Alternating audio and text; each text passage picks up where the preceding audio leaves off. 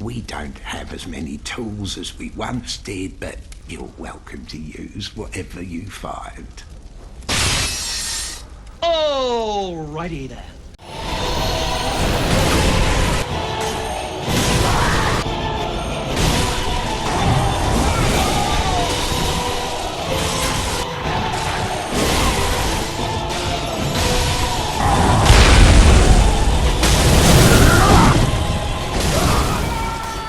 Bloodborne has my favorite roster of weapons out of any game I've ever played. Not only are most of them just generally awesome and fun to use, but they also offer a variety of different playstyles to tackle the game. They also come with great benefits unseen in any other games, such as being able to attack while simultaneously switching between their two forms. And while it does easily have the smallest amount of weapons out of any of the Souls games, this is more than made up for by the fact that almost all of the weapons are totally unique. And now it's time for a look into my personal favorites. Keep in mind before we begin, just because a weapon didn't make the list, that doesn't mean I don't like it. No matter what I chose, there were bound to be some fan favorites that didn't make the cut. Also remember that this is just a list of my favorites. This is not me trying to perfectly concoct the most accurate objective ranking of the most effective weapons. In fact, there's a certain weapon completely absent from the list that you could easily argue is the best one in the entire game, and I just personally find its moveset to be somewhat bland and not the most fun to actually use. Anyway, you guys get the idea. So now, let's begin. Number 10, Burial Blade.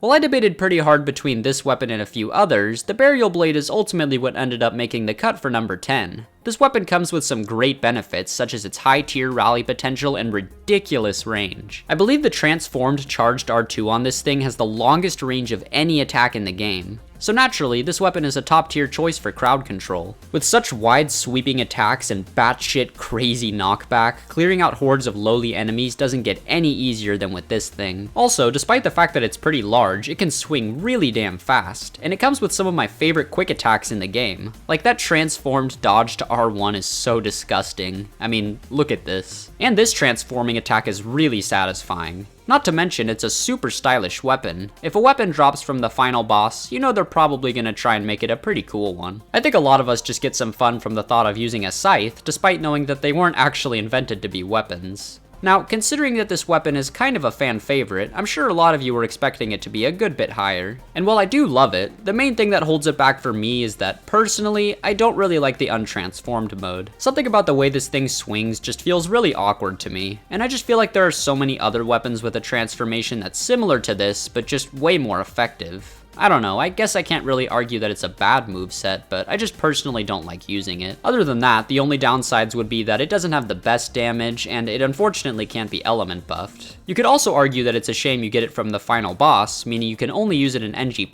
but if you're willing to just use a lost or uncanny version of it, you can just get it from the chalices pretty early on. So overall, a very stylish and fun weapon, just not the absolute best for me. Next up, we have easily the worst weapon on this list, but just undeniably my biggest guilty pleasure of the game, and that is the Boom Hammer. The Boom Hammer is one of the few weapons in the game that doesn't have two movesets. Instead, the L1 just gives the weapon a fire buff on its next attack. On paper, this sounds really boring, and while you could argue that it is, I just find it so much fun. While its moveset isn't amazing or anything, it still gets the job done, and while there's only one transforming attack, I still think it's a pretty nice one. And when you give it that fire buff, this thing just becomes so damn fun to use. Few things feel better than parrying an enemy, and just when they think you're gonna use a visceral attack, you instead decide to send them flying across the room with a big ass explosion. Every single move feels good when you use the fire buff, and while you'd think it sort of discourages using combos, going from one explosion to a transforming attack to another explosion can work pretty well. The jumping attack and the charged R2 are both so fun and effective, along with having some pretty great knockback.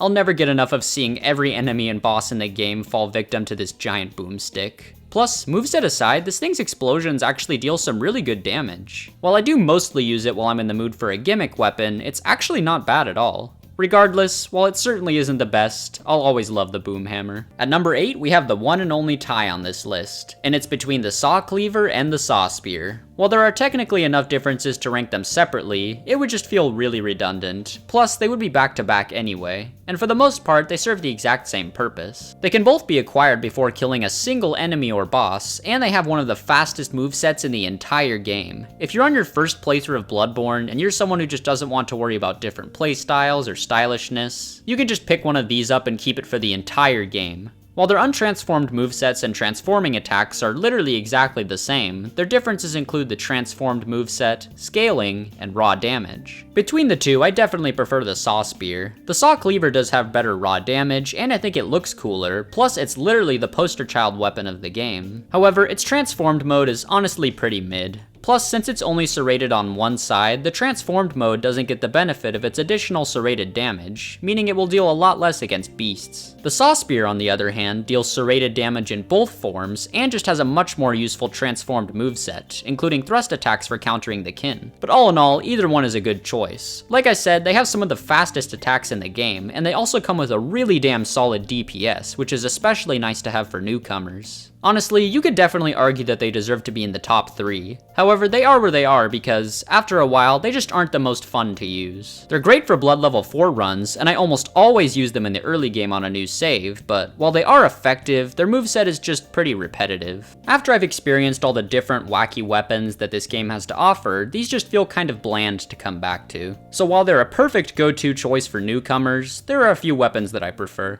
Number 7, Holy Moonlight Sword. What a beautiful beast-killing tool. Obviously, the Moonlight Greatsword is found in almost all of the From Software games, but even so, this is debatably the best version of it they've ever done. Aside from just obviously looking fantastic, it offers one of the most unique playstyles in the game. The untransformed version is a pretty standard greatsword type weapon, the kind of thing you'd find in most of the other Souls games, and it certainly gets the job done. But this is obviously one of those weapons where everyone's here for the transformed mode. The main thing that makes it so good is the R2s and the L2. The R2s allow you to shoot beautiful high damage projectiles, and the L2 gives you an equally powerful thrust attack. Plus, if you hit an enemy physically with it, while simultaneously shooting a projectile, you get the benefit of essentially hitting them twice, causing the damage to skyrocket. Using either the R2s or the L2 does cost the use of bullets, which is honestly perfectly fair, otherwise it would be way too overpowered. Plus, I think that's a better method than using up the weapon's durability like in the games that came before it. Also, due to the nature of it shooting projectiles that are as powerful as melee attacks, it allows you to make insanely short work of some bosses such as Amygdala or Ebrietas. And overall, there's just no other weapon in the game that plays similar to this. It's such a unique and fun way to tackle the game. Plus, if you're willing to get the right gem setup, this thing will become an absolute monster. Since it deals split arcane and physical damage, getting the proper nourishing gems will make you unfathomably powerful. However, the downside regarding this is that if you aren't willing to utilize the Chalice dungeons, then it will actually end up underperforming, since there aren't too many good nourishing gems in the main game, and once you get to the higher New Game Plus cycles, you'll likely have to switch to something else. Other than that, the only downside to this weapon is that, aside from the R2s, the L2, and one of the transforming attacks, this thing doesn't necessarily have the coolest moveset. Like, it's good, and the moves are a bit flashier than most great swords, but it's nothing too crazy, so the projectiles are really the main thing that sets this weapon apart. And because of your reliance on them, the thought of running out of bullets does tend to linger, but it's usually not an issue. And of course, it's responsible for the best cutscene in the game. Overall, a very iconic weapon that would be pretty hard not to include. Number 6, Rakuyo. A weapon that used to be a good bit higher on my list, but it's obviously still top tier. And it's not lower now because I like it any less than I used to, it's more so just because there are a few weapons now above it that have recently skyrocketed up my rankings. But this weapon, previously wielded by the baddest bitch in Yharnam, Lady Maria, has one of the most versatile and useful movesets in the game. Even including Elden Ring, I don't think there's any weapon in the FromSoft games that benefits more from the use of combos than this thing. Like, this weapon feels as though it was specifically made to chain all of its different attacks together. The untransformed mode is a katana with a dagger stuck to the bottom, and transforming it is just taking the dagger off and holding it in your left hand. While I do prefer the transformed mode, this weapon isn't a case of one form being vastly superior to the other. Both come with super quick and flashy attacks, and no matter which ones you chain together, it pretty much always flows perfectly. I'm practically always using the transforming attacks mid-combo to get use of both movesets. It also comes with the transformed L2, which is one of the best crowd control moves in the game, and absolutely broken in PvP. There are also also plenty of thrust attacks, so you can make short work of any kin enemies. This is just one of those weapons where there's no real scenario in which it underperforms. It's fast, it can deal with crowds, it's a good alien slayer, it can be element buffed, it's just so useful. The only real downside is that actually obtaining it is, well, it's not fun to say the least. I guess another minor complaint would be that we don't get the same transforming sound effect Lady Maria gets with it. When she detaches the dagger, it sounds like... But then we're just over here like... Pretty underwhelming. Number 5 is the Chikage, Bloodborne's other katana. And while the Rakuyo definitely has an objectively superior moveset, I just personally prefer using this thing. Aside from the bloodletter, this is without a doubt the edgiest weapon in the game. Transforming it causes you to sheath the weapon, dousing it in your own blood, and while the weapon is in its transformed mode, your health decreases by about 0.85% per second. God, that's so edgy. And for that reason alone, this weapon is a bit of a turnoff for a lot of people, since this does turn it into a bit of a risk-reward playstyle, and I definitely wouldn't recommend it for newcomers. But when using the transformed mode, you are gifted with one of the most powerful weapons in the game. This thing just tears through bosses, man. It's actually unreal. When it comes to the moveset, the normal mode is a pretty standard katana, which is a good thing since it swings pretty fast, and the transformed moveset has you two-handing it with some more katana moves, which, while not as unique and versatile as the Rakuyo, are still pretty effective, and look cool as shit with the blood effects. But the best moves come from the transforming attacks. While sheathing it to transform, instead of using the standard L1 transform attack, you can actually use an R1 to quickly unsheath it. And this is one of my favorite attacks in the game. It comes out super fast and basically allows you to decide the exact moment when you want to start the health drain. It's also just so useful and great for throwing people off in PvP. Plus it looks really cool. I also just love the satisfaction of perfectly timing your transform attacks to lose the least amount of health possible. Like using the transformed mode and then ending the fight with a transforming attack so you're already back to not losing health is so satisfying.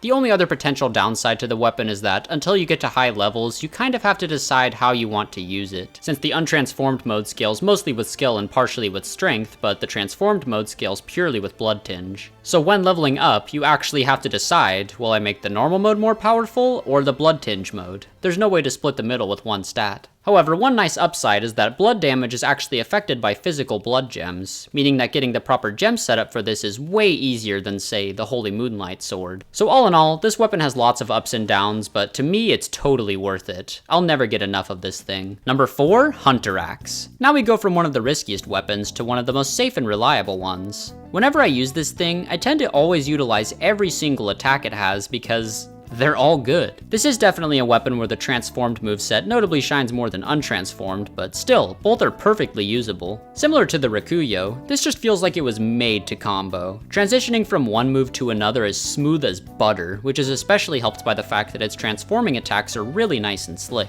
Also, the transformed L2s are, in my opinion, possibly the most underrated attacks in the game. You get such nice and long sweeps, which are an absolute blessing for crowd control. The untransformed charged R2 is also amazing. It gives you the benefit of a pretty powerful charge attack, while also not having too long of a windup. And of course, there's spin to win. This one move is so broken that it's caused a lot of people to revert to saying that it's the only reason why people use the Hunter Axe, which is absolutely blasphemous, since this thing is one of my overall favorite movesets in the game. Plus, it has some of the best rally potential. The amount of health you get back from using the transformed attacks is downright disgusting. The biggest downside to the axe is that, unfortunately, it doesn't do the best damage against a lot of specific enemy types, but once I get it fully gemmed up, I never really notice anyway. Also, it's not necessarily my preferred choice against bosses. In the early game, you're really gonna benefit from just choosing a serrated weapon for the boss fights. If you're a new player, here's my advice. There are more than enough bloodstones in the game to fully upgrade 2 weapons, so until you get to the late game, where you'll likely need to focus on one due to the rarity of blood gems, you should use the saw cleaver against bosses and the hunter axe against regular enemies. Probably still prioritize upgrading the cleaver at the end of the day, but trust me, dealing with large groups of enemies is going to be a hell of a lot easier with the axe. This thing has never let me down. It's an absolute classic. Number 3, Church Pick. From reliable to, well, even more reliable. I feel like this is a weapon where it's so known for being underrated to the point that it isn't even underrated anymore. First of all, it does both righteous and serrated damage, plus it deals primarily thrust damage, along with having a plethora of thrust attacks, meaning there's practically no enemy type in the game that isn't weak to the Church Pick. It's just solid on every front. And luckily, it has a super versatile and fluid moveset. This is one of the most solid weapons in the game in terms of both movesets being equally great. The shortened version is an above average fast swinging weapon that also comes with one of my personal favorite charged R2s in the game. And the transformed mode is a great long range weapon with plenty of super quick attacks. Plus, like many of the best, it has really useful transforming attacks. This is another weapon where it thrives off of its fluidity. You can go from like 2 attacks to transform, to another 2, and back to transform. It's just so damn smooth. The only attack I don't really like is the transformed L2. It's just a quick little jab that does pathetic damage. I mean, I'm sure it has its moments, but I never really find myself using it. Other than that, the only flaw I could think of is that I've never found it to be the best for crowd control. I mean, I could see people calling that statement blasphemous, since transformed it's long and has a few horizontal attacks, and it's not particularly bad at crowd control. I guess I was just expecting it to be a bit better when I first got into it. This weapon took me a long time to realize just how good it is, but now that I have, I can safely say it's one of the most reliable tools in the game. Number 2 is the most fun weapon in the entire game, the Whirligig Saw.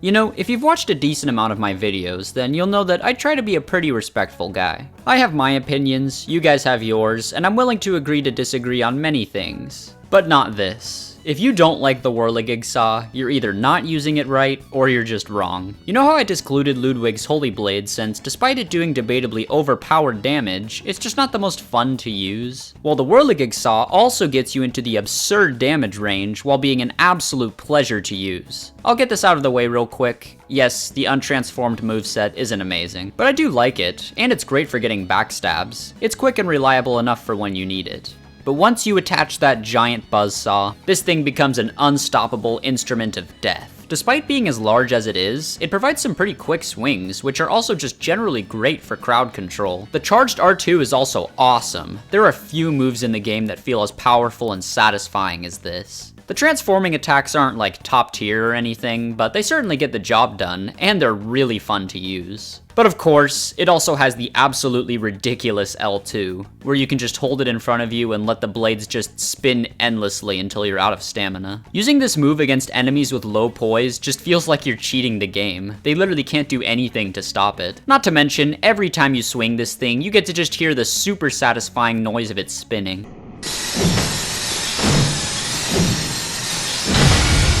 Honestly, the only real downside to this weapon is that it's just a little too good. Like, while using unique and cool weapons is really fun, if a weapon is too powerful, it kind of doesn't allow you to enjoy the intensity of an awesome boss fight. Say you're just fighting Lady Maria, having a grand old time, and shit, she's already dead.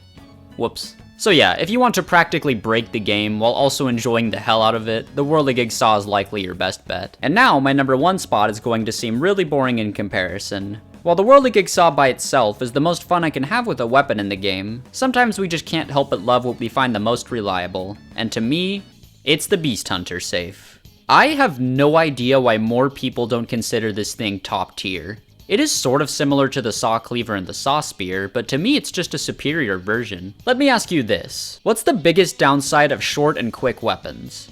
Well, their range, obviously. So the Beast Hunter safe basically said, okay, let's have a weapon where it's short-ranged, but it's so easy to get up in your opponent's face that it doesn't even matter. The R1 combo begins with a big forward slide, and I cannot understate how helpful this is. It doesn't seem like much, but when you're in the middle of a tense fight and you need to get up to an enemy so you can start wailing on them, it gives you such a nice boost. Also, best transforming attacks in the game?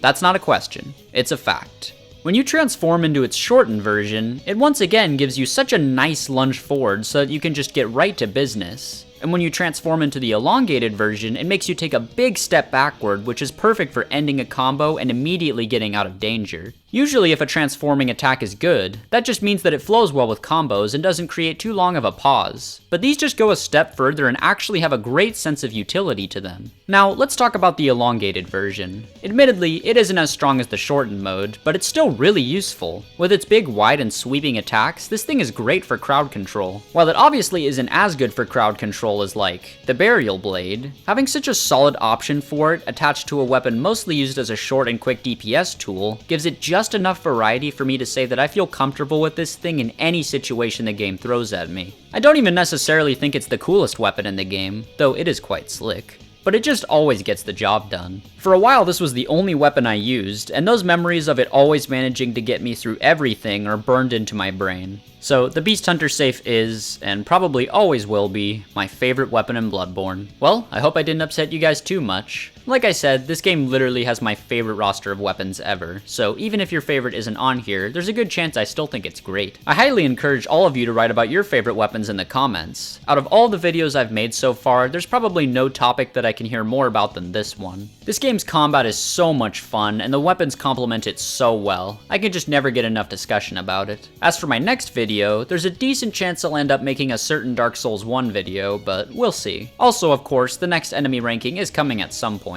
And I'll try not to put it off for too long. There's like a 90% chance the next one will be Dark Souls 3, since other than that, the main one I'd be interested in is Elden Ring, and the thought of ranking every single enemy in that game sounds kinda torturous. Anyway, see ya.